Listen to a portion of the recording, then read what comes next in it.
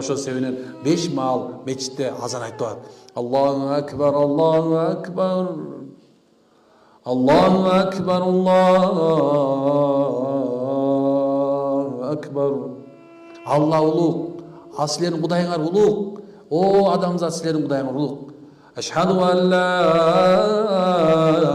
илаха иллаллах. Эй, билгиле, куөлүк келтиргиле. Ашхаду ан ла илаха иллаллах. Алладан башка эч бир сыйынатасы жок. Ашхаду анна Мухаммадар Расулуллах. Куөлүк берем. Акыйкатчылыгы пайгамбар Мухаммад. Куөлүк берем.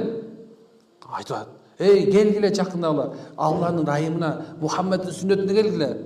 Хайя алас-салаа. Хайя алас-салаа. Ибадатка келгиле. Намазга келгиле. Хайя алал-фалах. Хайя алал-фалах. Кутулла. Кутулга шашылла. Келгиле, кутулуп калгыла.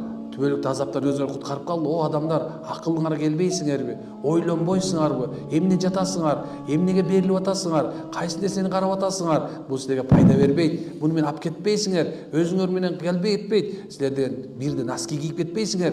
Шашылгыла, намаз окугула. Силер менен кете турган нерсени кылгыла. Келди, дааратыңарды алгыла. Намазга шашылгыла. Аялдар үйдө, эркектер мечитте болсун. Талада болгон талада, машинада болгон машинада окусун. Ана Аллах кайрылат. Аллаху акбар, Аллаху акбар. Ла илаха иллаллах. Мен улукмун деп Алла айтат. Алла айтат, мен улукмун. Менден башка сыйына ылайык зат жок дейт. Мына ошону чакырып атат, күн кутулган.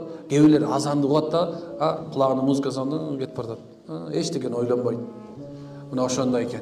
Адамдар, сиз менен биз субханалла бул дүйнөгө келиш максатыбызды унутпайлы. Кутулуун жолу ушул экен. Жүрөктөрдү куткаралы.